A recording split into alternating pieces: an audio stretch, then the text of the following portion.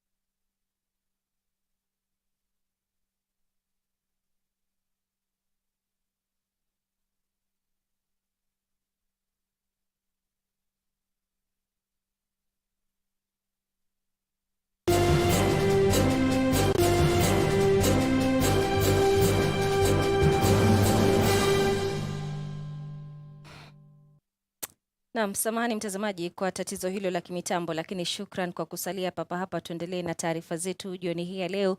Sasa tuangazie taarifa ile ya Rais William Ruto leo hii ambaye amesisitiza kuwa serikali ya Kenya Kwanza ipo kwenye njia sawa. Hii ni katika kufanikisha utendakazi wa ajenda zake kuu. Alizungumza haya kwenye mkutano wa baraza kuu la chama tawala hicho, chama cha UDA, uliofanyika leo hii kwenye ukumbi wa Bomas hapa jijini Nairobi.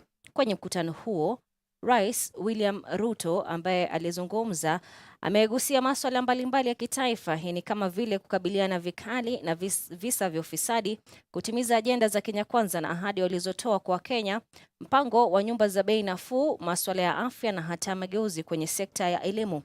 Aidha, Rais Ruto amegusia swala la kutaka vyama vilivyoko kwenye muungano wa Kenya Kwanza kujiunga na chama cha UDA, swala ambalo hapo awali limeibua hisia tofauti, huku akitupilia mbali tetesi za kuwepo kwa mipango ya kubinafsisha bandari ya Mombasa. Hebu tusikilize. Na mimi nataka niwahakikishie hii serikali itabadilisha taifa letu la Kenya. I have no doubt in my mind that this is the administration that is going to change Kenya for the better and is going to make Kenya that country that we have always wanted it to be. Tunaelewana jameni? Na nimetangaza waziwazi. Na mimi nataka nitangaze katika gongomano hili la watu wa National Governing Council ya UDA ya kwamba hatutaruhusu ufisadi na wizi na ukora kuharibu nafasi yetu ya kutekeleza manifesto na kuhakikisha kwamba pesa za umma zinatumika katika transformation ya taifa letu la Kenya. Hiyo haitafanyika. We are going to work with the private sector in that process, but the port will not be privatized. I want everybody to understand that.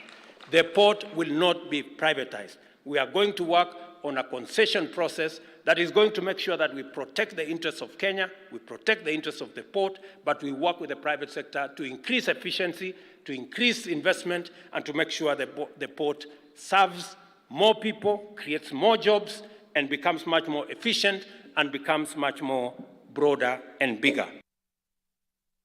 Naam, kwingineko mtazamaji, watoto wanaoishi au watoto walemavu katika eneo bunge la Gatundu Kaskazini, hii ni kaunti ya Kiambu, sasa wanatabasamu. Hii ni baada ya serikali ya kitaifa kuwajengea madarasa ya kisasa ili kuboresha mazingira yao ya elimu. Madarasa hayo yaliyojengwa na hazina ya kitaifa ya ulemavu NFDK katika shule ya msingi ya Ndiko yameharimu shilingi milioni 3 na yanatarajiwa kuongeza idadi ya wanafunzi wenye ulemavu katika eneo hilo. Hayo madarasa walijenga, tulikuwa tumesaidiwa na hapa primary, lakini tumechengewa yetu. Kwa kwangu hiyo madarasa itasaidia watoto wetu waendelee kusoma, na wenye wako na watoto special wawalete. Kuna wengine wanaweka watoto nyumbani. Unajua mtoto akiwa challenged sio klema, sio amelemea mpaka kusoma. Tuwalete, wafunzwe na watuongeze walimu. We have 3 ways of supporting them. One way is support to individual persons with disabilities, where we provide assistive devices like like crutches, like hearing aids, items that make them live better lives. Now, the other way we provide support to individuals is giving them items that enable them to do income generating projects so that they can be able to earn an income and they can be able to live better lives. The parents of children who cannot be able to do any kind of small-scale enterprises can apply on behalf of the children, and they can be given those items, because when a parent is given those items, then it is for the benefit of that child and other children who live in that household. Mtazamaji, tuangazie taarifa ya kusikitisha. Ni kuwa hali ya huzuni ilitanda leo hii kwenye mazishi ya aliyekuwa mkurugenzi wa fedha katika hospitali ya Nairobi, Eric Maigu. Mazishi yake yamefanyika katika eneo la Keumbu, hii ni katika kaunti ya Kisii. Waombolezaji, jamaa na hata marafiki walifika nyumbani mwao Amasogo Na familia yake Eric sasa imekashifu vikali mauaji yake na kulilia haki, huku akiwataka maafisa wa polisi kutamatisha uchunguzi kwa upesi ili kuhakikisha kuwa aliyemuua Eric Maigo amefunguliwa mashtaka na hata kukamatwa.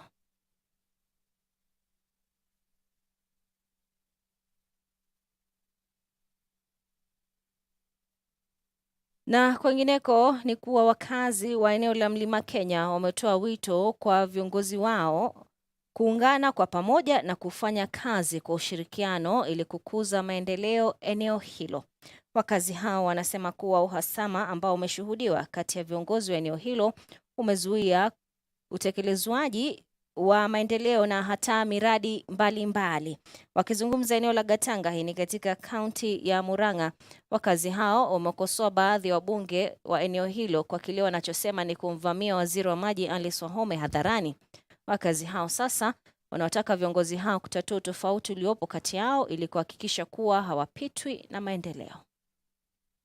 Tulichagua viongozi kwa maana hatuwezi tukatoshea bunge sisi wote, ili waende watuongelele huko na watutetee.